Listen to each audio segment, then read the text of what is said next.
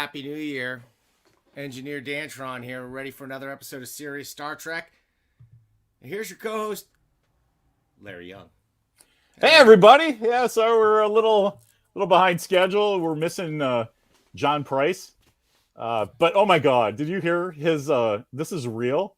His and obviously not why he's not joining us. It's the holidays. Happy New Year, everybody! But for real, one of his dogs chewed up his lower decks uniform.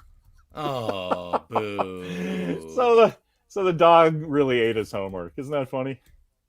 That's ridiculous. I mean, it's funny because it didn't happen to me. Dan, you know, from the old days, we had those costume spacesuits that Mimi would wear around at the. So I have one of the old ones in a box because it's con stuff. It's not really displayed in my movie props. And I went to go look at it the other day, and we have kind of a giant rat problem out here in the avenues. Still, I opened it up, and it's like, oh, I guess this is a zombie astronaut suit now. Oh, boo! Like one of the big mice or rats or whatever got into the garage and just ate it up. I used to see, when I spent some time in the Sunset District, I used to see raccoons all the time, like the size of baby bears crawling out of the sewers. If I would come home real early in the morning. It's true. They have urban street raccoons. We, they flash in gang signs. They're Bloods and Crips. Totally, dude. Totally. But for real, the top of our roof we call the Raccoon Superhighway because you know how it is out here. The backyards are all one giant, yard that are separated by fences. So the raccoons don't care about that. But to get to the street, we have some cool trees. They climb up our porch, up the rain thing, across the roof, and then down the front. And then just, go get tattoos and, score their raccoon drugs. But yeah, one time I saw like three like big raccoons, like the size of Jawas or Ewoks, just kind of like standing around by a bus stop. And there was some poor lady waiting for the bus that was just like, I don't trust raccoons. Dude, I've seen it. And like I said, it was the size. I swear I thought it was a baby bear. And it's crawling out of a sewer grate, and it was quite It was quite disturbing. Did you see our other well, I'm wearing my Exeter badge today because you guys all know that I think I love the insignia and costumes and just the whole thing of Star Trek. So, and I love Omega Glory is my favorite episode from the old days. So I love Captain Ron Tracy's Exeter. Like Tracy he just went the wrong way, right? I mean, that guy's a badass. He beats Captain Kirk in a fist fight. And I don't know. It's if he had just waited, his ship would have been fine. So I think the Exeter is the coolest ship ever. So I'm not with John Cooley and his insignia thing where everything has to be. It's always been an Enterprise arrowhead. Are you familiar with this controversy? No. I want to be, though, Larry. This is what the kind of stuff I come to this show for. I gotta say, I love Dantron. I love that you do this. It's so cool because you're not the giant Star Trek nerd that I am. So I imagine not even close. I imagine sometimes stuff happens like, that's just Larry and John. What are you gonna do? I love it, frankly. From the old days, there's a giant controversy that the Enterprise arrowhead insignia. All evidence to the filmed controversy contrary. There's this giant memo after Omega Men came out that said from Rob Justman, who was one of the producers, what the hell, you're supposed that he has the wrong badge. Everybody that is in Starfleet for those 12 ships like the Enterprise, that's your signal that you're a command. You've been posted to one of the cool ships. And me coming from visual storytelling in comics, it's nonsense. If you have two captains fighting each other and they're both wearing the exact same thing, how do you know who's who?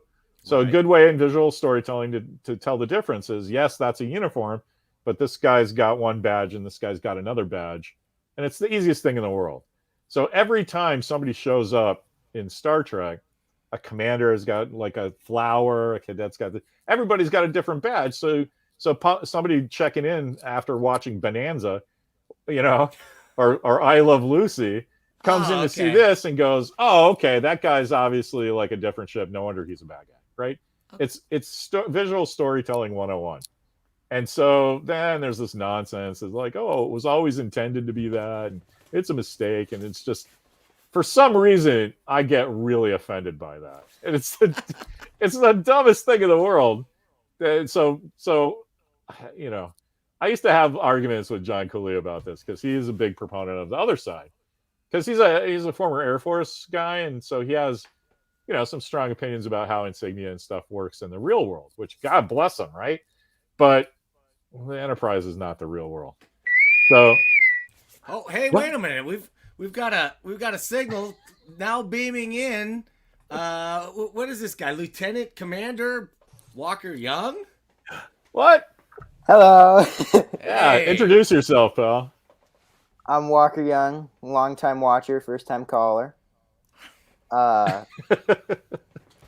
So show your badge, man. You're on the Exeter. We were talking about that. So that's more of an idealized version of what the badge looks like in the Omega Gallery. It's a handmade thing, but they made two of them. It's not just the captain; the ship's doctor has that too. So Cooley's nonsense. Anyway, so this is if we made it to the next gen time frame. It's kind of a stylized version of that. So Okay. so because John Price isn't here, we rock the Exeter crew today. Okay.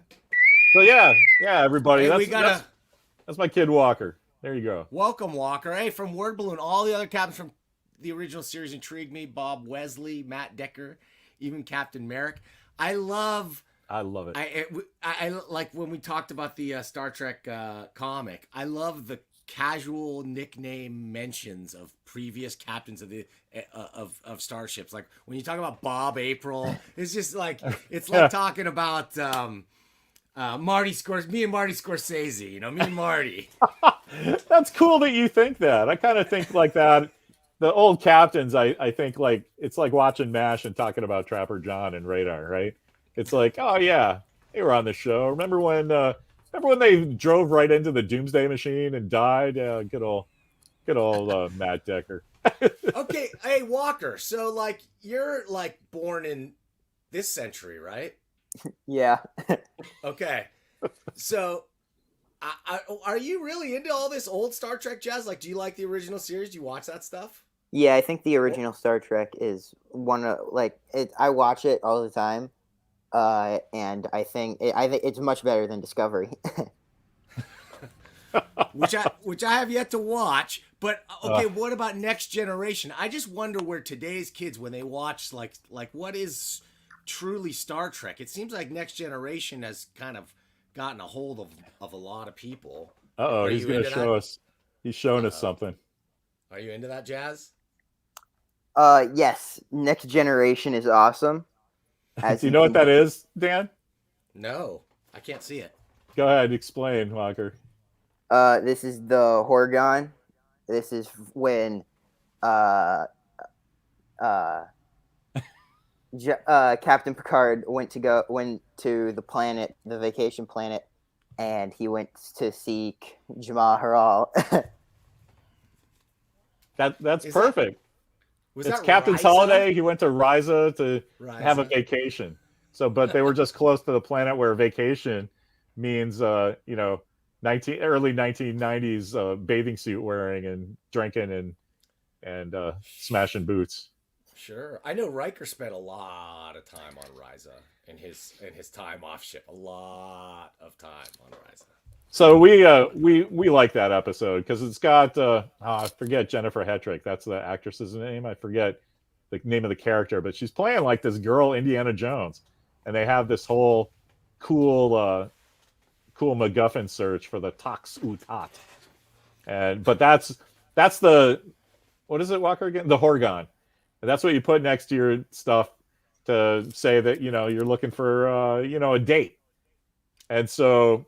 It's a joke on Riker, who's like, he's the guy from Risa, Walker knows this word. He plays in the urban things, but he's the pussy slayer of Ryza. So this is a joke he's playing on his own captain, and he's like, "Hey, could you get me a souvenir? Just buy this Horgon thing. It's really cool, and just keep it with you so it doesn't get stolen." Oh yeah, yeah. And it's a joke, so everybody goes, "Oh, you're seeking Jamaharon. Nice night for a walk, right?" And Picard's like, "I just want to read my book." Totally. Nathan Gilbert remembers having the Horgon talk with his dad too. So this is like a real moment that we're capturing here. That's okay, great. Walker, I'm just gonna ask you a couple of series of questions just to see where you're at. Okay. There is no right or wrong answer, but there is a right and wrong answer. So I'm gonna say Kirk or Picard. Kirk, definitely. I think he's just Okay, I'm gonna say Mr. Spock or Mr. Data. Mr. Data has all of the. He has all of the has all of that both of them are seeking to become more human, whereas I think it's easier for Spock because he's half human, so I think you could get more story, but then I don't know, both of them have come up with great story points and stuff, and you can do a lot with their characters, but I think definitely Spock would be part of the original. Yeah. We gotta go with that. That's a good answer, yeah. If only because just look at the guys look at Leonard Nimoy, who was so typecast as Spock, but still he went on and did all these other things. What is Brent Spiner doing? I'm sorry, dude. Nothing. Guy's a loser. Oh, I don't know. He's in ID4, the Independence Day. He's the Yeah, he's great. All right. He's great in that. All I have to say is I'd sit and count Brent Spiner's money too. I mean, you forget he was in Picard. He's kind of like the whole Data's return kind of screwed up that show, if you ask me. That's everything I've heard, Larry. And do I bother watching that stuff? The Picard? Stuff? If I had to watch Discovery or Picard, what? No, watch Picard. Picard's interesting in a sense of missed opportunities, but it's cool to see the old guys that you have a lot of sympathy for, a lot of history with. I mean, Picard, he's our guy, and Data's his guy, right? So, but I can't say it's a good show because it seems like there's 4 or 5 episodes in between each episode. Mm-hmm. They just tell you the surface of a story, and you kind of fill it in yourself. So I got a feeling the second season of Picard might be good, but it ended very badly, and I get what they were doing, but it's just. I said this to Price the other day that Kurtzman is fine. Price thinks he's an idiot, right? And I think Kurtzman is actually pretty smart. He's worked his way from some early successes with cool stuff into this thing, and he thinks he's Kevin Feige or Dave Filoni now, and he just isn't, because Feige and Filoni understand what they're in charge of, right? They understand what it means to the audience. And so they're going forward, right? Kurtzman just has learned Star Trek. I said Star Trek's a language, and Kurtzman just knows how to say the swear words phonetically, right? It's nothing about it is Star Trek. But, the Guardian of Forever's in it, which they did after Susan Ellison died, right? Which is kind of crass, but because of Harlan, Because that was written by Harlan, the original episode's written by Harlan Ellison. And he actually owns that character because of the way the contracts were done. Oh.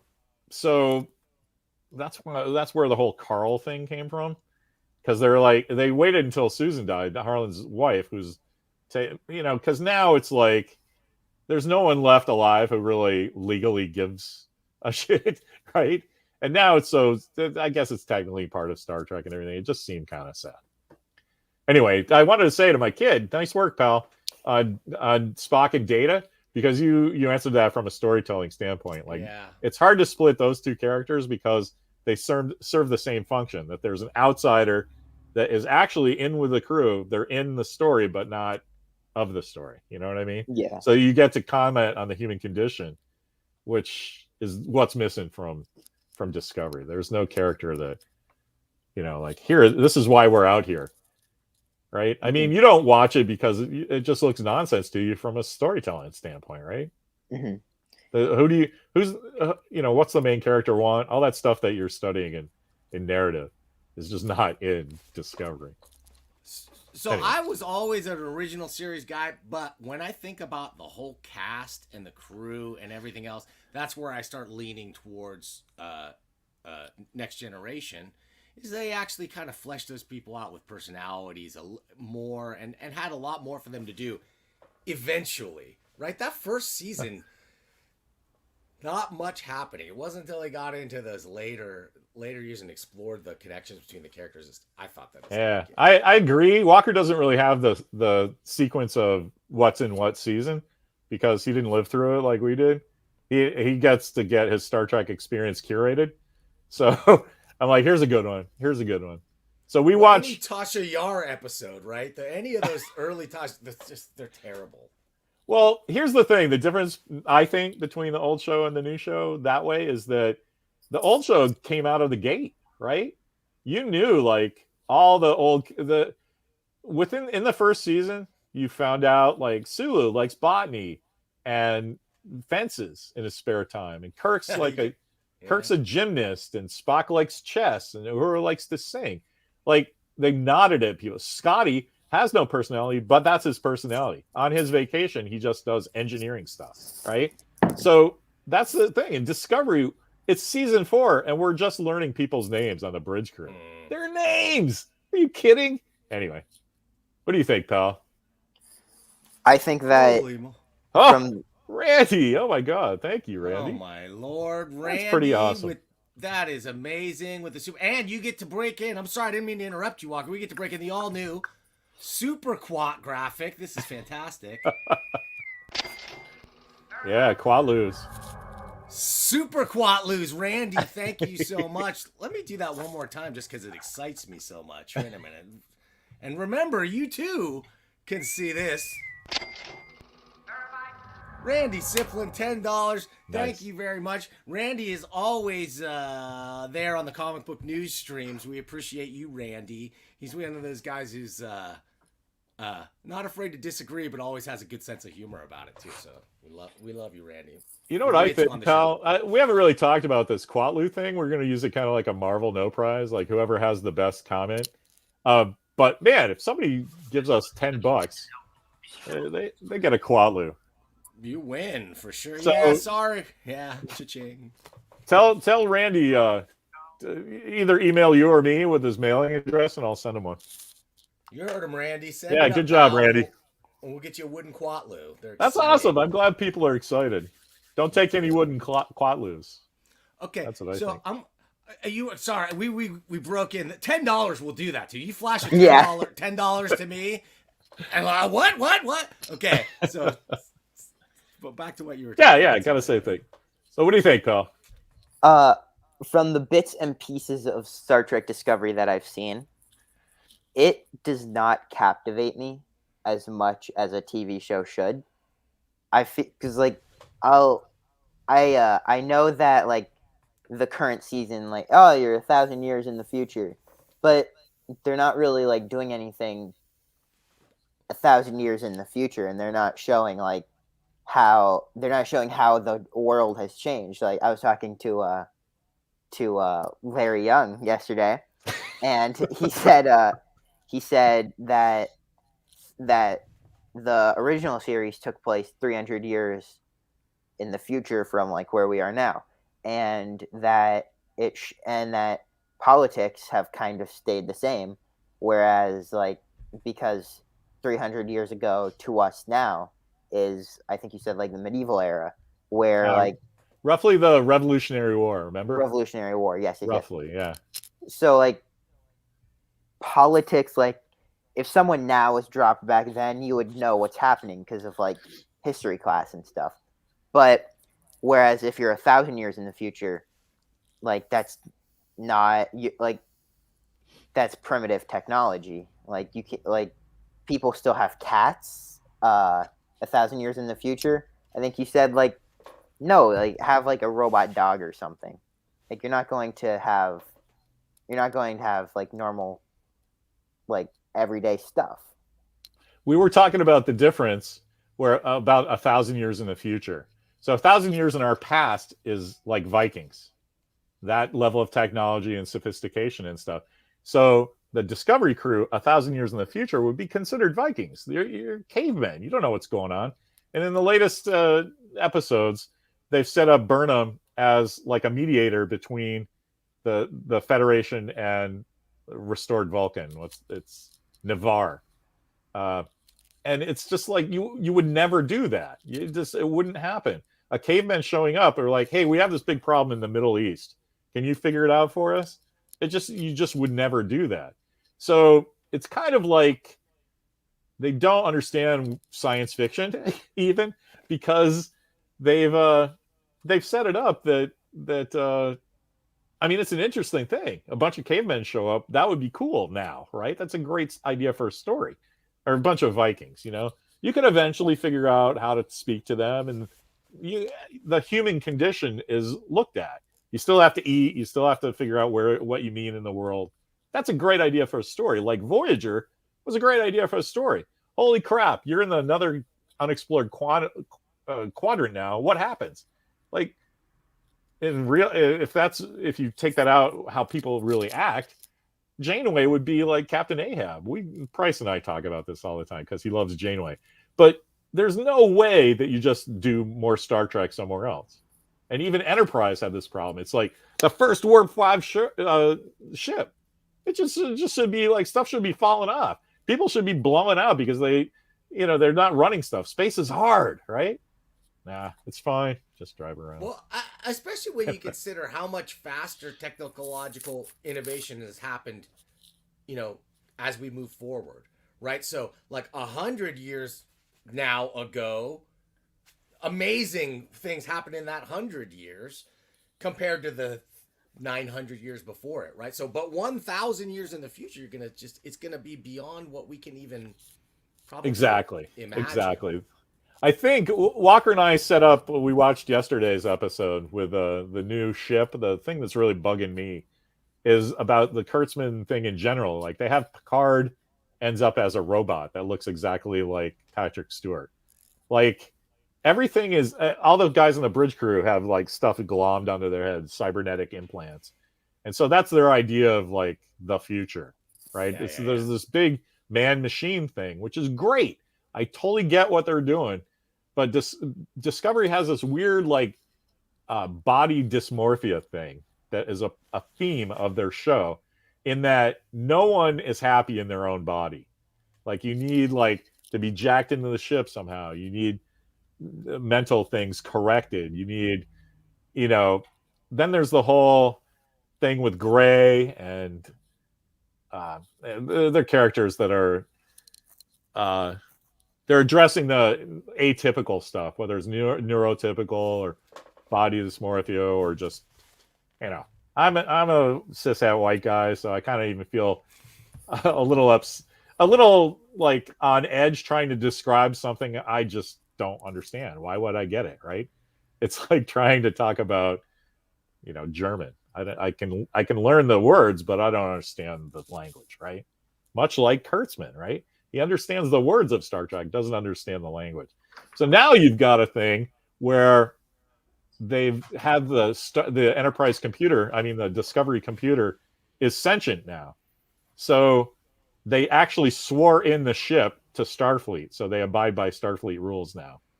So that's a thing that does not address what human beings are doing in the future. It's what machines are doing, which is cool. Right? Maybe that's part of the evolution of mankind, is like making technology do our bidding instead of the other way around. But the ship is a Starfleet officer now. Like I just don't get it.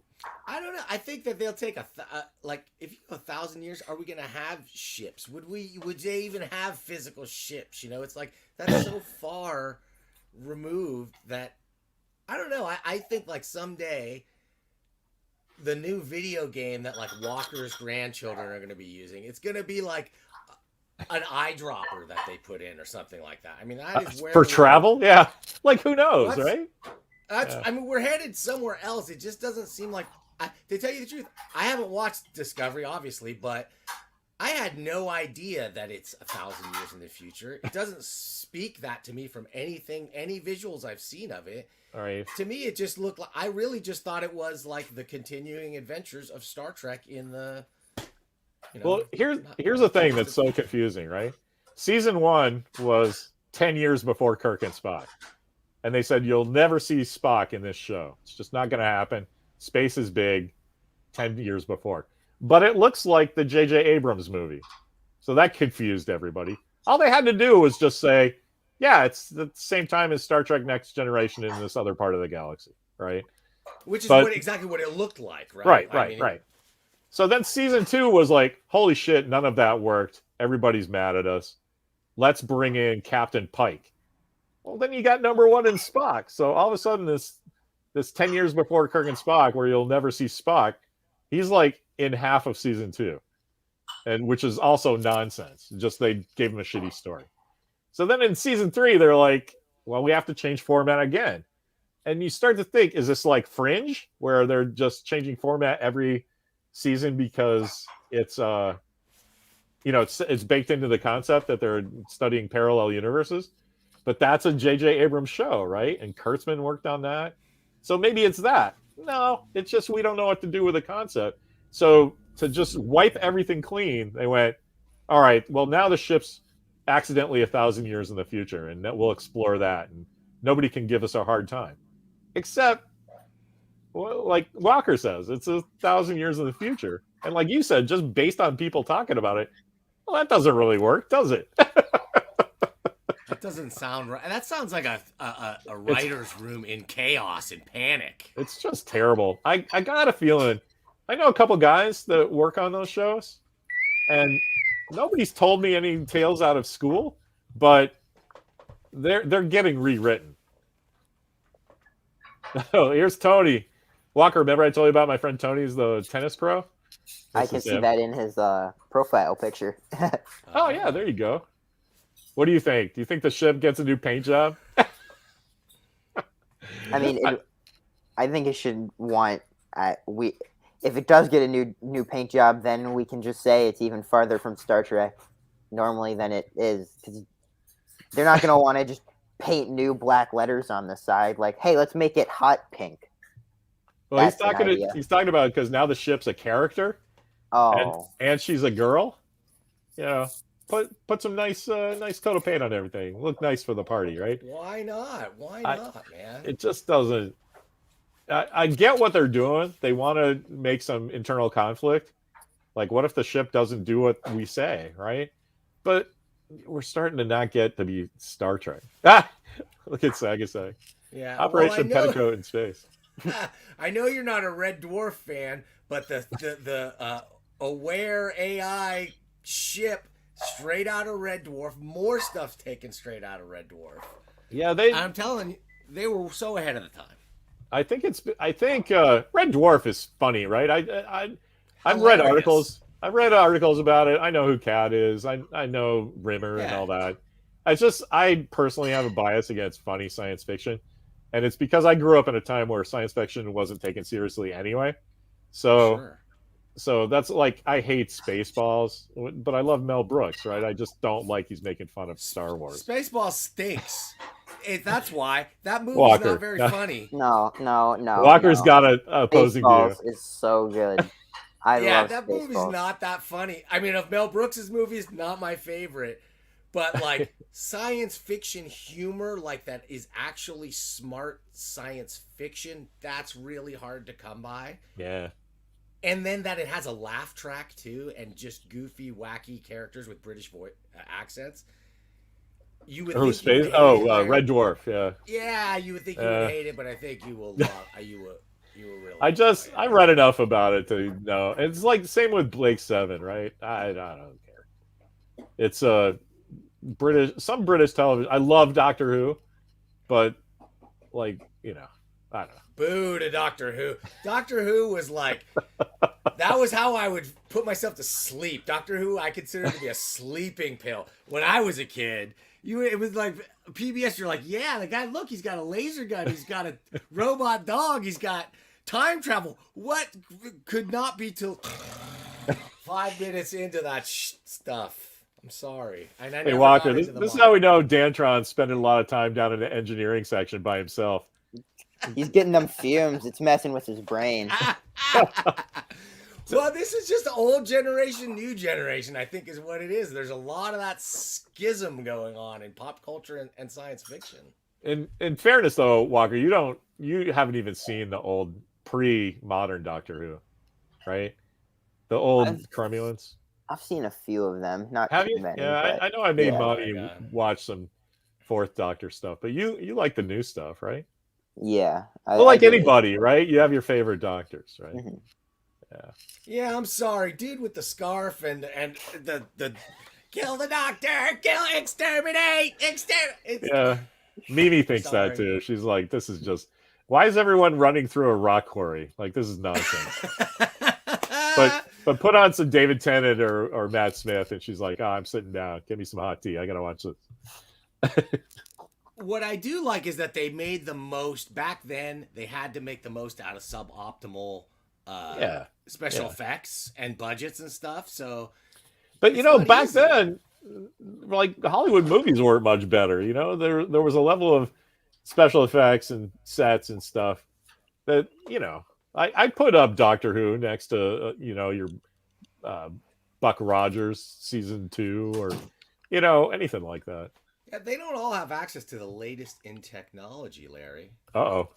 I feel it coming. Boom! There we go. Right on into engineering. What is that new model? What is that? I've been working on, oh man, so much behind the scenes. You can't imagine how much time I waste during the week. Like time that I could be putting food on my Blue family's table. I spend. You got to look at it. You're learning new skills.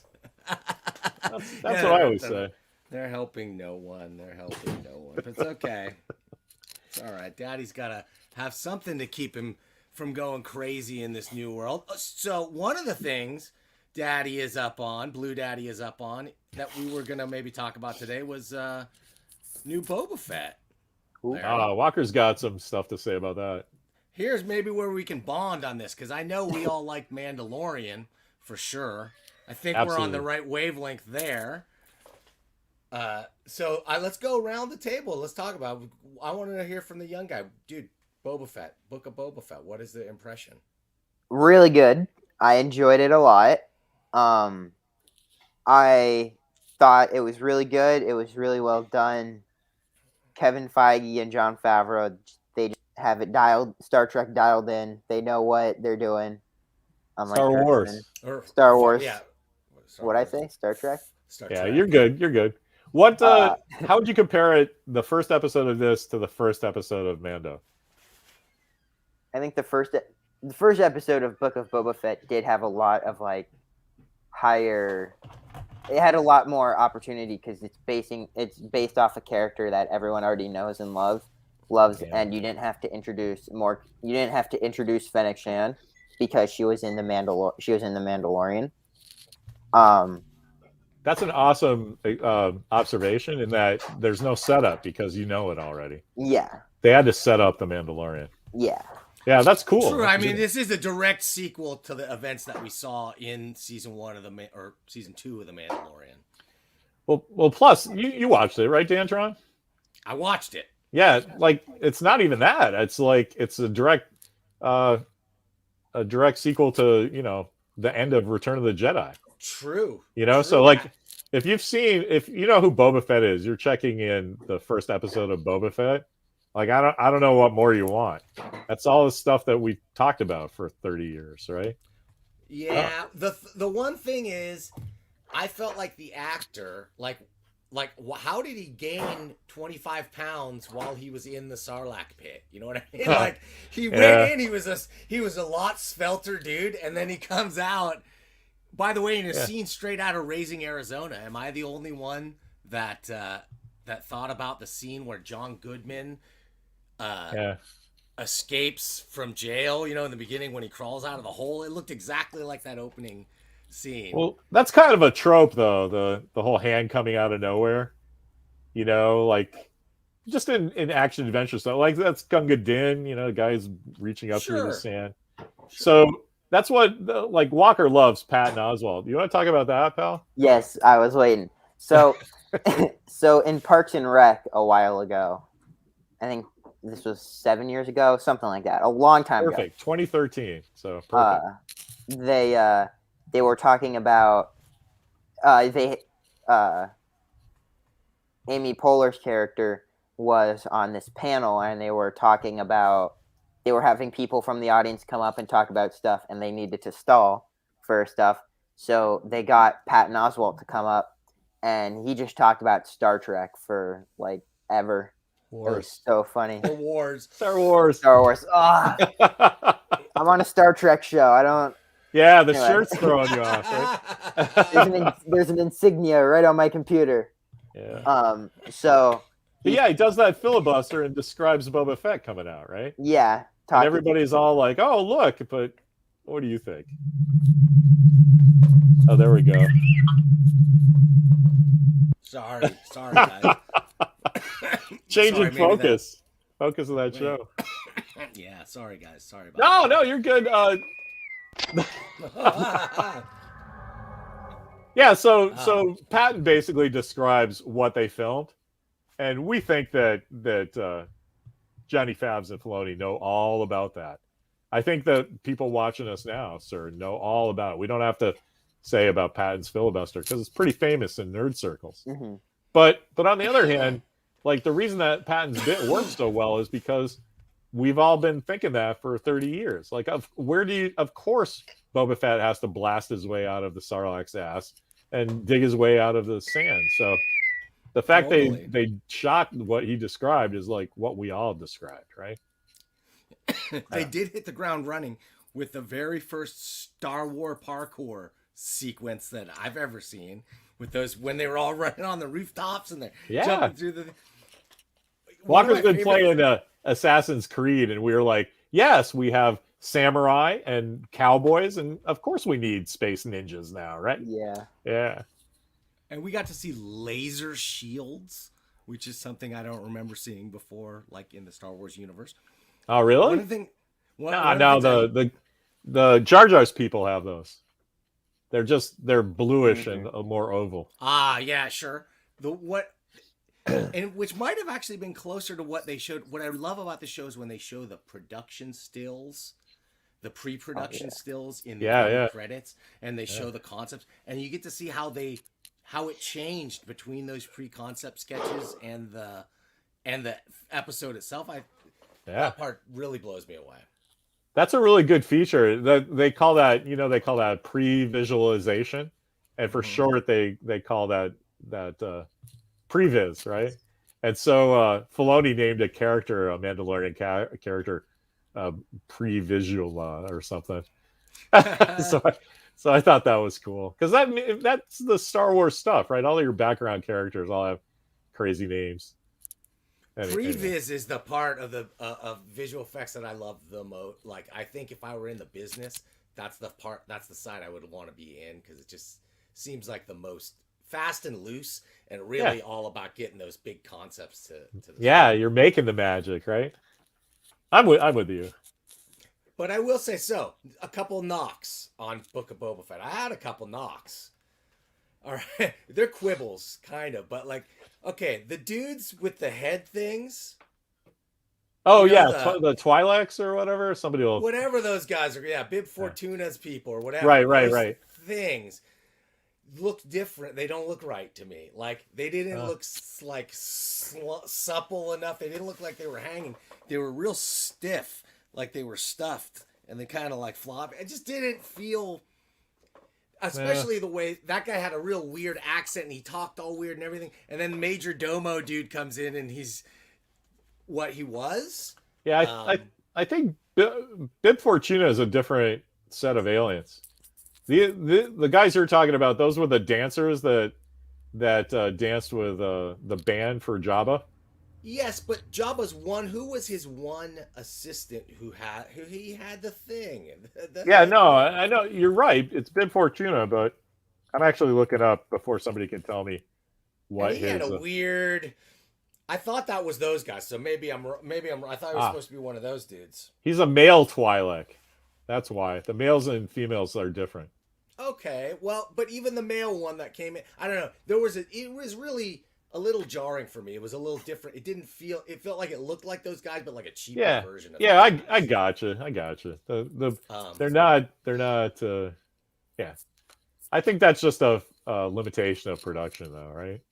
Yeah, and what I liked is that it's obvious we're gonna see like the origin of what turned Boba Fett from the ruthless bounty hunter into this sort of more enlightened figure through his journey with the Sand People. It's gonna be. Do you remember a movie, Larry, called A Man Called Horse?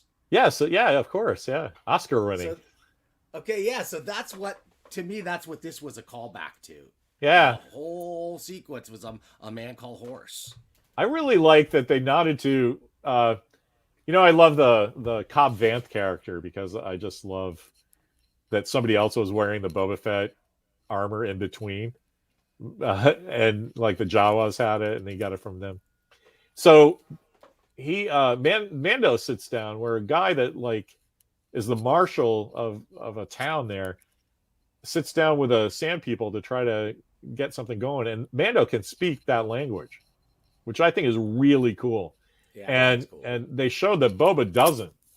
And there was this whole nonsense article about literacy in the Star Wars universe about like people just don't understand each other. And it's like, come on, man. Like if you drop me down in Montreal, I would have trouble because of everybody speaking French, and I don't. So like that Boba Fett knows 3 languages is actually pretty impressive, right? Sure. So they were making a whole point about how they rely on technology, but it's like they kind of don't. Like Rey and Luke understand their droids. He's always translating R2, and she at least looked like she was talking to BB-8.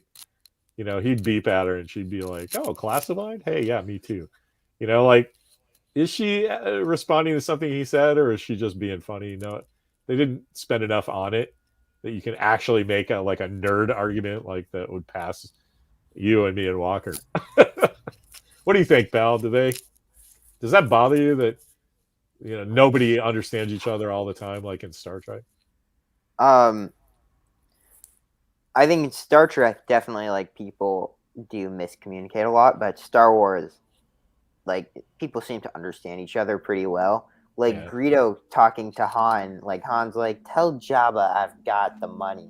Yeah. Whereas in Star Trek, they would be like, "Well, let me get my thing I put in my ear, and now I can understand you." And they have like this 5-minute long conversation, or at least in Discovery, they would have like this like that conversation would take up like half the episode, all just for like bam, and then it's like, I agree. What was that for? Yeah, they do a lot of talking in Discovery that they don't in other Star Treks or Star Wars shows. I did like though that bringing up Greedo, that I do like that they're both talking Huttese, so that's cool. That like Han and Greedo would have to talk to Jabba, right? Mm-hmm. So that's a pretty cool thing. And Boba makes the comment too that like they need a protocol droid, and that is somewhere where it's like explicit. The language problems are addressed by this class of droid that they've created just for that reason. That's one nice little difference. Yeah, that's a good call out, Dantron.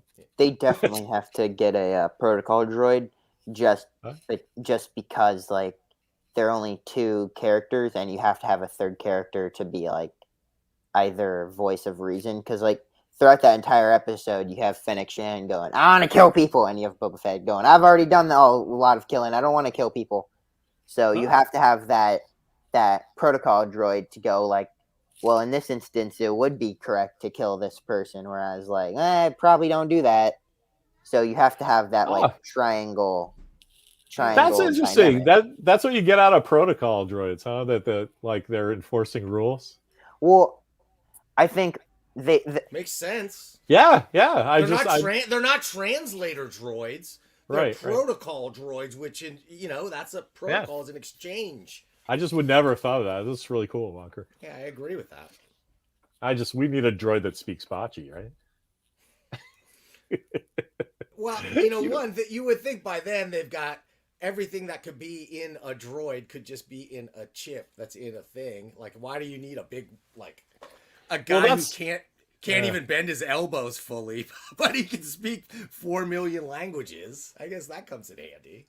I hate to bring up the whole straw man, this dumb article I read yesterday, and just thinks it's awesome, but that's kind of the point that guy missed. Like, part of this is baked into the narrative, right? That they have to have this sort of internal conflict or miscommunication to drive the story forward.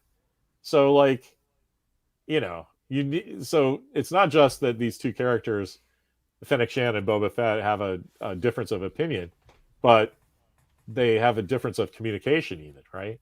Mhm. They look at the world a little differently. Yeah, I don't know. It's cool. I'm with Walker. Give them a protocol droid so they have somebody to bounce that off, and not so much referee the situation, but be an audience stand-in. Where because both of us agree, like you took Fennec Shen's side. You're like, shoot everybody and let God sort it out. And I'm kind of like Boba Fett now in my old age, where it's like, well, maybe we can use this guy for information or leverage or whatever. We don't have to kill everybody right away. So I don't know. It's cool. It's neat that the story lets Three Pals talk about that stuff. Yeah, I mean, they're clearly testing him, and they're going to test and see if he's, is he going to stand up? I love that Jennifer Beals appearance. You saw her, right? From Flashdance. The girl that they go and get who gives them the bucketfuls of Quatloos is Jennifer Beals from Flashdance. I didn't. So that's great, because she immediately goes, "Oh yeah, you're the new guy. Here's your tribute. It's your stage. Come in. We'll have you don't cast Jennifer Beals for that part, where that's just her setting up the situation. She's like, okay, yeah. Let's see how this shakes out. A couple of buckets of coins is no big deal." And I saw speaking of behind the scenes and previs and stuff, I saw a painting of the two of them holding their helmets upside down. And I immediately was like, that's wrong. Boba Fett would never hold his helmet like that. What bullshit. And then I remembered, oh, this isn't Star Trek Discovery. This is Filoni and Favs doing Star Wars. There's obviously a story point there. So it was really cool when I saw them walking out with all their coins, and then their helmets fall and all the coins come out. Oh, that was a story point. They were holding their helmets wrong because they were using it as literal buckets. Everybody that does those costumes calls their helmets buckets. And did they do that did they give them the bucket, the helmets full of coins, so that they wouldn't be wearing their helmets, so they'd be an easier target when they got to the outside? I think that's 100% likely. Because do you trust the guy who's like, I'm not going to give tribute? Or do you trust the guy who's like, oh yeah, here's tribute. Yeah, come on into the party. Those are the ones that you really got to worry about. Right, you got to watch out. Totally. I love... we got a thing talking about Enterprise. People sleeping on Enterprise. Yeah. What is Star Trek Enterprise series? I think a lot of Trekkies sleep on the series. Which one is this? The one with Scott Bakula from Quantum Oh Leap. yeah, of course. Yeah. I think people just kind of passed it off because of the stupid beginning in the music. I guarantee you, it's just. I think that show was great. It could have been more like stuff wrong, but near the end, it was getting incredible. They did that two-parter in the mirror universe that actually meant something, and they showed the Defiant. The Defiant has its own logo, John Cooley. I don't know how you describe that. You still have your entire article without going, oh well, that's just Mike Okuda. Like, yeah, the guy who designed all the graphics for Next Generation. Yeah. No. I'm going to give a shout out to Star Trek Suppository. I'm sorry, really. Like that. That's what we should start calling Discovery Star Trek Suppository. Star Trek redundancy. Who is this? Does this mean something to you guys? That VOR thing? Yeah, does that mean something? No, I don't know what it is. I'm not checking it out though, because it looks like. Yeah, this looks like somebody I don't want to know. I'll hit it. See what happens. VOR. Oh. Longtime fan, Extreme Hot Dog says very good point. I'm not sure which point he was talking about, but thanks, The Star Trek support that one Suppository. suppository. I just like because it's we had a little. Sorry, we were late, everybody, and we're missing John Price. It's the holidays, and so I kind of missed the Lowell guys here. Walker usually watches this at lunchtime with his buddies at Friday lunch at school, and so that's his buddy Diego was the guy who was giving us all the money last time. That's $7. Woo! And we sang. Remember, we sang for Dom's birthday. I never told Dantron. Turns out it wasn't Dom's birthday. They were just trying. They were trying to make us dance. So those guys will never get Quatloos. We got the entire. We got his entire math class to sing him happy birthday. Everyone we knew said happy birthday to him, just because people would walk by and go, "It's Dominic's birthday," and everyone go, "Oh, happy birthday!" So it was very funny. That makes sense. Happy birthday. But you make your big debut as filling guest, like on the Tonight Show. I'm sorry we couldn't get Matt Damon tonight, so we've got Walker Young here. Walker, what do you think? You're like a Tony Randall on Tony Randall. He's a good one. Yeah, I was thinking Gary Shandling, but yeah, Tony Randall works. Tony Randall was like the go-to on Dave Letterman, right? Oh, on Letterman, right? He was, yeah. So you make your big debut, and all your buddies missed it. They can't see it live. We're gonna have to send them the links. That's cool. I sent them the link to the live one, and they're all talking about it in the group chat, but no one's actually tuned in and said anything. Oh, you mean this one? Oh, yeah, this one. You know what? You might have sent them the guest link instead of the actual link. No, I sent them the. You sent them the real? Of course, you're a digital native. I don't know why I'm trying to tell you, computer. Yeah, come on, Larry. We use all. I got all the Star Trek button sounds back here. Insufficient. Oh, that's cool. I love the tribbles. You got tribbles in there. Oh, these are hand-grown tribbles. They're succulent and juicy. They plump when you cook them. You guys know that I love the movie props, right? So they did a short tracks about how tribbles became different, and so a friend of mine has a big bucket of tribbles he's selling, screen used from that. So I looked into getting you one, Dan. Yeah. I just don't love you that much. How much he's selling those for? That's fine. I generate my own. I take all that. That's what I'm super saying. chat Yeah. money. The Quatloos, they go right into R&D for this show, Larry. Excellent. All right, Walker. Did we finish up Boba Fett? I think we confused everybody because, much less you're like, yeah, Johnny Fabs knows what's going on in Star Trek. Like we could do worse than him taking over from Kurtzman. That's right. Oh yeah. I think I like it. I'm cautious. I feel like it felt a little bit cheaper than MandoLarryian. Maybe it's just the Stark. Maybe it's just the Stark. We're on Tatooine, but it was just like there were a lot of shots where nothing's happening. Directed by Robert Rodriguez. Yeah. Right. So it had that Spy Kids feel to it. It just had that. He was such an early pioneer in the digital, all studio green screened digital effects doing it. He pioneered it in a way with some of his movies that he did. And then to have him on this with a higher budget was nice. But I didn't see the budget. I didn't feel it like I did in MandoLarryian. I totally get what you're saying, but I think it's a testament to where they shoot is this giant thing with computer screens called the volume. Volume, yeah. But I get what you're saying about it didn't seem expensive, except those Space Ninja guys are running around on a Tatooine set. That part is amazing. Which they built and split between Boba Fett and the Obi-Wan show. So they spent a lot of money making that stuff that we just kind of take for granted, right? Because we saw the movies they go to Tunisia and film and stuff that's been there for 100 years, right? Like where agreed.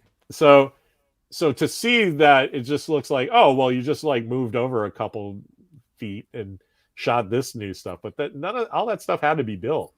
So I saw the money on the screen, but I totally get why somebody would take it for granted. You know? Well, that scene for sure I did where they're doing that run through the city and it's a wide pullback shot with parallax and you're seeing the whole city moving behind it. It's not just like close-ups and real sharp cuts. Yeah. Hard to do and make it look as good as it did. That part was amazing. But it was also parkour shoehorned into Star Wars where like I'm trying to think where I saw that. What's another example?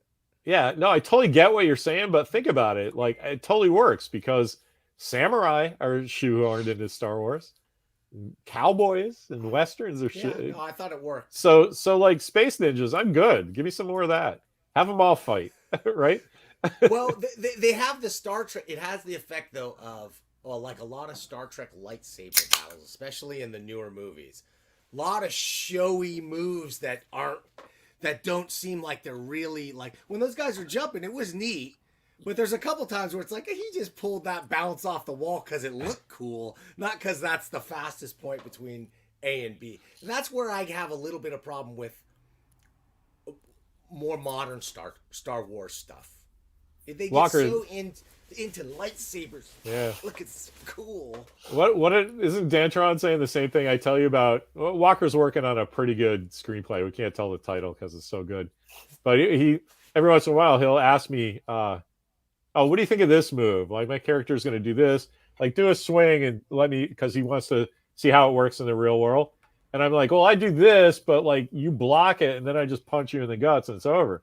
And he's like, yeah, but that's not theatrical. So I totally get your point about the modern lightsaber battles, but you got to admit they're cooler than just, Alec Guinness going, ugh, because he's old, True. But there's a medium. Those guys, the Corridor Crew, the big YouTube channel, did a great one with realistic lightsaber fights that I thought really was fantastic. The behind the scenes on that video was so good. And but like, if you had every fight scene look like that, then like, you wouldn't have like good fight scenes. Like when Rey and Kylo Ren are fighting on that like water, on that destroyed Death Star or something, like that's a very cinematic fight with the blue and the red clashing. But then if you just make that, if you put the Corridor guys fight scene on there, like then it's just a bunch of people just like hitting the tips of their lightsaber, just going, are you gonna swing first? Am I gonna swing first? True. You talk first, I talk first. Yeah, true. I think they got to strike that balance. It's pretty hard. First episode though. Yeah. I like what Tony said. He's got a Desperado vibe. Why? I just mentioned that movie to Walker a couple days ago. Remember with Antonio Banderas? Yeah. I said we should watch Desperado because it is like the only thing that's going to make Desperado better is if they put it in Star Wars. So with Robert Rodriguez, maybe a little Antonio Banderas in Star Wars is not unlikely. I'm sure we're going to be in for that kind of action. Yeah, that'd be great. And what is Mos Eisley but like a small cantina? Oh, that reminds me, my favorite bit, the Cantina band. Okay, they're jamming, but do you listen to the song? Oh, Walker called that out immediately. Yeah, it's so What do you think, pal? It's a nice little mellow remix of the stuff we all know and love. Yeah, so you want to hear some Jazz Cantina? Yeah, you want to hear some like jazzed out. It was great. You want to hear some awesome trivia that you only get watching us? That is actually a new piece of music by John Williams called Cantina Latina. Whoa. Yeah, so the fact everybody went, oh yeah, that sounds like music in a Star Wars movie. It's because John Williams came out off his deathbed. They're like, here, let me do you a little thing that Max Rebo should be playing. Isn't that great? I assume they just took a jazz musician and had him remix it or something. So did I. That's so cool. It's in the credits of that episode though. So it's just like Cantina Latina by John Williams, and I literally went, what the hell? Well, my half brother, human brother, is a guitar teacher. I'm definitely gonna send him that. He'll get it. Oh, right on. Fan, so he'll really love that. So yeah, your half human brother is not blue. Is that what you're saying? Not as blue as me. You know what I'm saying? He passes. He buffs it out. But yeah. Walker, can you see in the background of Dantron's engineering, he has a blue Farrah fawcet? I was wondering what that was. It was a blue something. Oh, my blue baby. I love it. Guys, well, wait a minute. There's a I see a problem here. Oh, wait, there it is. Red alert! Red alert. That sound means we're out of time, especially on New Year's Eve. I gotta go spend some time. Yeah, absolutely. Hey, humans. thanks for doing this. Dantron, thanks for getting out. You got to go see your blue family, huh? Thank you, Larry. Hey, how do you feel about $1 million mailbox next Thursday at the usual time? Okay. Yeah, absolutely. Cool. Yeah. Awesome. I got some pals telling me that they really liked our Star Trek episode about the Adam Hughes book. So that was a good crossover of comics and Star Trek. We're gonna have to do that again. Yeah. We'll bring. I'll find another good Star Trek story. Man, I've been having. Oh, sorry. Go ahead, Larry. No. I was just gonna say DC did some good mirror universe stuff set in the movies. So maybe I'll Yeah, I remember those. I remember those. Yeah, I'm a sucker for the mirror universe, so I would like to take a look at some of that stuff too. Yeah. It was pretty good art, as I remember, on those ones. Yeah. I think it was Tom Sutton, but I know Jerome Moore used to do the covers, and that's what really grabbed me. Yeah, good guys. Speaking of great artists, man, yesterday Dan Shaheen over on Comic Book News talked to Rick Veitch, the guy who drew Swamp Thing and with Alan Moore and his new stuff, Boy Maximortal. I just want to call this out to any comic people out there. You want to go pick up Maximortal and Brat Pack and the Boy Maximortal because he's able to tie the myth of the Ubermensch directly to fascism and directly to the myth of the superhero and ties it into American history and the history of the comics industry in a way that will just not many people are fully equipped to understand it, Larry. I think you might be one of those people who's in all the quadrants that would really get a kick out of it. When I lived up in Vermont, Rick Veitch and John Tottleman both lived up there. Yeah, so he still does. You would find all kinds of autographed Swamp Things, just like in grocery stores and coin shops and of course comic book places. But like I followed Veitch from the beginning, and I'd throw in rare bit fiends. Do you know that work? Oh, dude, we discussed it extensively I gotta listen to that because I know that your human Dan Shaheen does good stuff in comics, and Rick Veitch, that's a giant get, man. Well, this guy blew my mind with what he told me. And then off camera too, we talked a lot about trying to get me one step closer to Alan Moore. Oh, and yeah. He said, yeah. And so I've now talked to like everybody who's one connection away. I have all these I have the ability to get a pitch to Moore. But what everybody's telling me is you can pitch him, Dan. He might even talk to you. He will not talk about comic books. Well, that's fine. The first question I would ask him, Walker and I and the missus just went to go see The King's Man, and the Rasputin is a bad guy in the movie. He's played by Rhys Ifans. Do you know that actor? He played the Lizard, and he was in Notting Hill.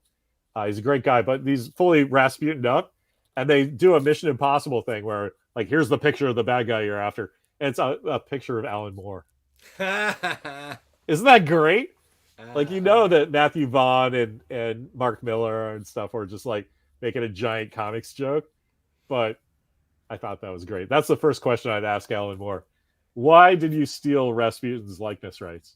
Well, it bummed me out. It just bummed me out because Veitch said, we have long conversations all the time. We're good friends and everything, but he just doesn't even, if I bring up a comic thing, he just doesn't even want to talk about it. Like, I knew he wasn't going to make comics. Right. He's so disgusted by what's happened to his work and his comic. I don't know if you just saw the news drop this week. Marvel is going to bring Miracle Man Man / Miracle Man. But, oh my God, just another grind on this guy. I did not even. I saw the headline. I didn't read the article because the whole concept of that offends me. I mean, yeah, they did because it with the Marvel's Doomsday gonna Clock. Marvel's gonna reprint the old ones, and who cares? Or if they haven't already, have they? I don't know. Oh, Maybe they have, Yeah. but not all of it. Not the Neil Gaiman stuff is still has yet to be finished and has yet to come out. Right. Anyway, this is serious Star Trek, and we just fell down a wormhole of comic book nerddom. Star Trek. They're always talking about Shakespeare, and Alan Moore is our Shakespeare, right? So it's all thematically there. That's true. I just want everybody to know we got more content coming. I'm talking to Jim Rugg in another week, all about Incredible Hulk, and man, I'm just having fun lining up guests. I'm trying to get Mick Richardson from Dark Horse Comics. Dark Horse Comics just got sold to a video game developer. All I heard was there's a possibility for a Time Cop remake now. Can't wait. Get Van Damme on board, and I'm on board. Just anybody. That's such a great concept. There was Chris Warner had. You would know this. What? Remember their anthology book in the early days, Dark Horse?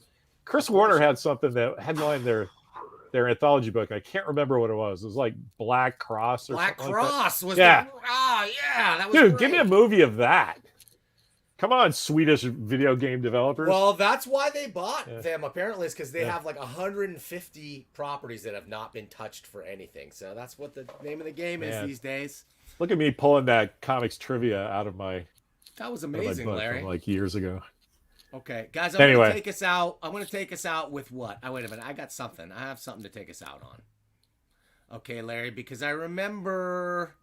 You guys still hear me? Because I remember. Yeah. When, wait a minute. I got this in here somewhere. No, Hey, here. right now, Loblaws is having a huge frozen food sale. You can get tremendous value on over 50 frozen food items. Tremendous frozen vegetables, frozen meat entrees, frozen concentrated juices, ice cream. If it's frozen, you can save plenty. Don't get left out on the cold. Come on in and stock up that freezer. Loblaws frozen food sale. Another reason why more than the price is right. Does he work here? Oh, that's fantastic. Dude, was he 10-1? 10-1 Shatner was smashing that clerk at the end of this commercial shoot. He had her back at the pad. Yeah, I'm Captain Kirk. Telling TJ Hooker stories or whatever he was telling. You could roughly guess what year those things came out by the shape and size of his toupee. Well, yeah, this was in the prime years. This is when Ricardo was languishing on SETI Alpha 5 all that time. There was Kirk pushing frozen food. All right, you guys, you're out of time. I'm out of time. Yeah. Thank you. Yeah, thanks so much. And we'll see you next week for more serious Star Trek. Thank y'all. See ya.